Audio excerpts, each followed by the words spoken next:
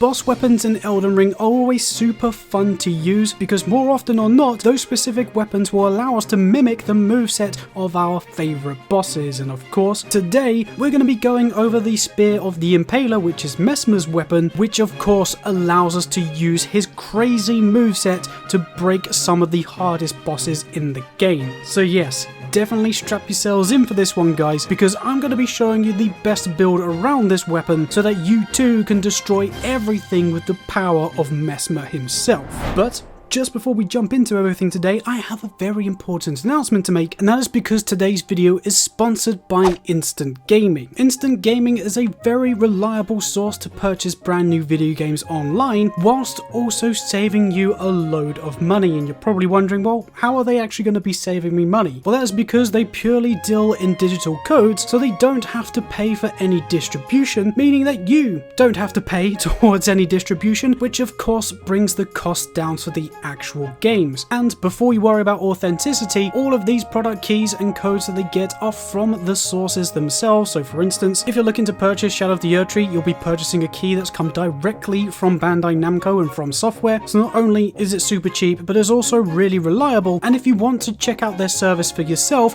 there will be a link in my description that will take you over there. And if you do happen to purchase anything using my link, then just to be abundantly clear, you will be helping out the channel financially. So yes, if you're looking for a cheaper way to purchase your games, definitely use that link below. And of course, thank you to Instant Gaming for sponsoring this video. But bringing it back to the video for today, we are of course going to be going over the Spear of the Impaler, which is indeed MESSMER'S weapon. And as I say, with the right build around this thing, you can utilize the insane Ash of War, which is a direct copy of MESSMER'S moveset, to deal tremendous amounts of damage against everything else in the lands between. Obviously, to get this weapon, you do need to defeat MESSMER, and I'm not going to show you the fight just because I know some of you want to experience that fight for yourselves for the first time, but he is located in Shadow Keep, so basically just traverse through Shadow Keep and you will eventually come to MESSMER. Once you've got his remembrance, you then take that back to the Round Table Hold and use said remembrance to get the Spear of the Impaler, which is a brilliant, great spear that of course deals a tremendous amount of fire damage as well. Now, just before I show you the stats and the talismans, etc., I do just want to quickly point out that this weapon needs to be played completely different to most weapons in the game. The reason why I say this is because it doesn't have a typical charged heavy, as that charged heavy has been replaced by a throwable move. So yes,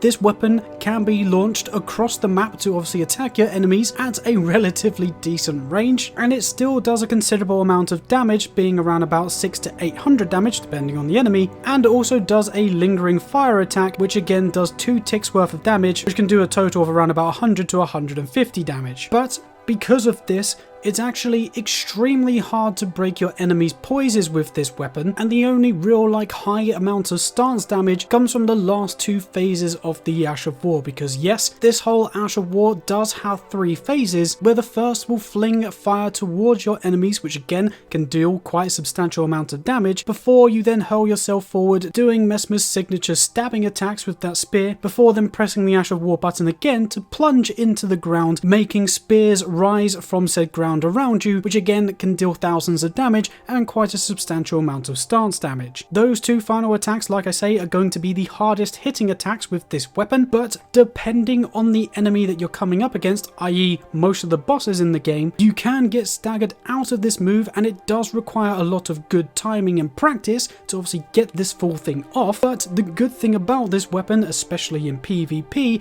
is it can stagger very easily and basically stun lock certain NPC enemies or even people like Melania. So in some instances this weapon is obviously fantastic, but like I say, in others you just need to get the timing down, or maybe even just rely on the poking attacks to tick away at your enemy's health and then try and unleash the full flow of the Ash of War to hopefully stun them and break their poise during that, to which of course you can deal even more damage if that happens. Of course, you're seeing the usage of the weapon in the gameplay in the background, and if you want to mimic the damage that I'm doing, Then here are the stats for the build, and as per usual it is a level 150 character. So as you can see, I've got 50 points into vigor, 14 mind, 21 endurance, 14 strength, 64 dexterity, 9 intelligence, 49 faith, and then 8 arcane. And again, just to explain those a little bit more, the starting character class with this build was a samurai, but again, you can use whatever starting class that you want, and essentially we do not put any points into intelligence or arcane, and of course focus on dexterity and faith for your damage output, but dexterity is going to be the best one to focus on as you get the best scaling with dexterity on this weapon. But by having 49 faith, that will allow us to use things like Halashibiri as well as Golden Vow, and you will have an increased catalogue of incantations, meaning that you can add a variety of different fire, lightning, or even holy spells into this build, just again to give it a little bit more versatility. Again, as always, I know a few of you like to level up a little bit higher than me and start delving into level 200 builds, and for a level 200 guide, these are kind of like the stats that I recommend that you pump everything up to. So pump dexterity up to 75 and faith up to 70, before then increasing your vigor up to 60 and your mind up to 22. And the reason why I say that is because first of all, with your Wonder Physick, I highly recommend that you put both the Faith Knot tier and the Flame Shrouding Crack tier, so no matter whether you're a level 150 build or a level 200 build, you increase your faith by plus 10, which will boost your damage output significantly with the weapon as well as any incantations you're using. But then the Flame Shrouding Crack tier will also boost your fire specific damage by 20%, which essentially every attack of this weapon will also be dealing some form of fire damage. And then again, no matter what level you are for this specific build, I highly recommend you run these talismans. And again, feel free to pause the video and take note, but where we are focusing on the Ash of War for our main damage output, again, the Shard of Alexander is extremely handy, as that will give us a flat boost of 15% whenever we use that specific attack. And then I also recommend that you run both Millicent's Prosthesis and the Rottened Winged Insignia, because even if you just use the base light attack, so like the base pokes with the weapon, or if you use the Ash of War, you can actually still proc successive damage boosts, which of course you'll be getting 2 lots of that with both of these talismans. But then more specifically with Millicent's Prosthesis, you'll be getting a plus 5 to dexterity, which again, if you're a level 200 build, will push you to that 80 soft cap, but if you're a level 150 build, that will push you up to 69, which of course is still fantastic, as that will be giving us the best AR possible. And then for the final talisman in this build, I highly recommend that you run the Fire Scorpion Charm, as again, you'll be getting another plus 12% damage boost to any fire-based attack. And for those of you worrying about obviously having both Millicent's Prosthesis and the Rottened Winged Insignia, because of course you can only get one of those per playthrough, feel free to swap whichever one out that you don't have with something like the Ritual Swords talisman, because then you'll be getting a plus 10% boost to all damage types on this build as long as you're at full HP. Or if you really want to, you can delve into the Two-Handed talisman to again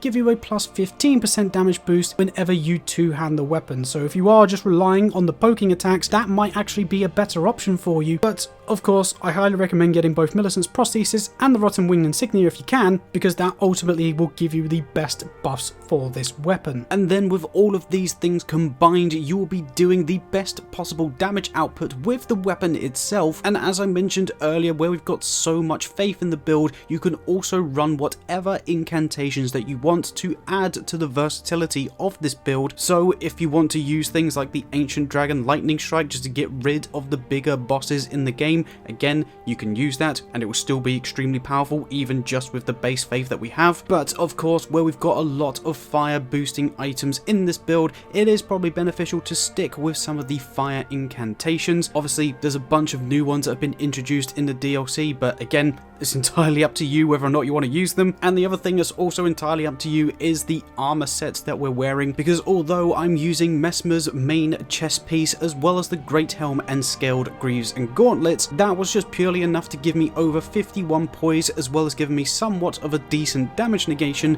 But realistically, you can use again whatever armor set that you want. Of course, things like the Rakshasa's armor set will give you another plus 8% overall damage output with this build, so that might be beneficial for you guys. But other than that, like I say, the main thing about this build is having a bunch of patience. It does take a little while to get used to this weapon, especially pulling off the full Ash of War. The first initial flame that you spread in front of you actually does a considerable amount of damage, so if you just simply wanted to spam that first phase of the Ash of War for a little while, you can actually get away with just doing that and doing, say, around about 2,000 damage with that one move, but when you do find the openings against bosses, or like I say, come up against anyone that can be staggered with this move, it is really punishing and extremely satisfying to get the full thing off. And if you're more skilled than me, then I definitely recommend using this weapon, and of course this is how you make the best build around it. And just like that, that is the ultimate build around the spear of the Impaler, aka MESSMER'S spear. But obviously, let me know what you guys think. Are you fans of this weapon? Because I can't lie, it did start to grow on me, but I didn't really overly like it when I first started using it, mainly because I had to switch up my playstyle and actually get good at the game for once. But like I say, let me know what your thoughts are of this weapon and this build in the comments down below. And of course, whilst you're down there in the description, like I said at the beginning, we are now officially partnered with Instant Gaming, so if you want to go and get yourself some cheap video games, obviously feel free to use my link in the description. And of course, if you happen to do so and then go on and purchase anything, you will of course be helping the channel financially too. But other than that, I just wanted to say a huge thank you for your tremendous support, because of course without you guys none of these like collaborations would be possible. And we're also getting extremely close to 30,000 subscribers, which again is still mind-blowing. So if you haven't subscribed, or you keep coming back to the channel and you're thinking about subscribing, definitely make sure you hit that subscribe button down below. And other than that, if you happen to like this video, please do also hit that like button, as that lets me know that you enjoy these ultimate builds and of course you want to see more in the future. But other than just now going on a complete sellout mode rant, I really do hope you have enjoyed this video. Definitely go out and use it and let me know how you get on. But other than that, I hope you're doing well, I hope you're having a fantastic day, and I guess I'll catch you in the next video of whatever it is that we make. Bye bye.